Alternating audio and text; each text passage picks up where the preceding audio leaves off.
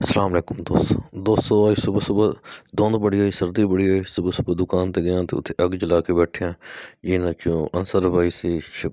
शब्बर सी जीशान शब्तैन ते थोड़ा अपना वीर आतिफ आहिर साहब सन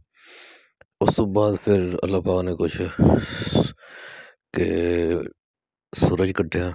तो छुपने के लिए फिर असी लेकिन धुप दे नाल ਜਿਹੜੀ ਠੰਡ ਐ ਸੀ ਉਹ ਨਹੀਂ ਜਾਂਦੀ ਪਈ ਸੀ ਐਵੇਂ ਅੱਗ ਜਲਾ ਕੇ ਬੈਠੇ ਹਾਂ ਮੇਰੇ ਭਾਈ ਤੇ ਮੈਂ ਅੱਗ ਜਲਾ ਕੇ ਬੈਠ ਰਿਹਾ ਹਾਂ ਫਿਰ ਤੇ ਉਸ ਤੋਂ ਬਾਅਦ ਫਿਰ ਸਾਡੇ ਕੋਲ ਮਹਿਮਾਨ ਅੱਜ ਦੁਬਾਰਾ ਫਿਰ ਆਏ ਨੇ ਸਲੀਮ ਖਾਨ ਸਾਹਿਬ ਉਹਨਾਂ ਨਾਲ ਥੋੜੀ ਗੱਪਸ਼ਪ ਲਾਈਏ ਕੁਛ ਲੈਣ ਦੇਣ ਤੇ ਕੁਛ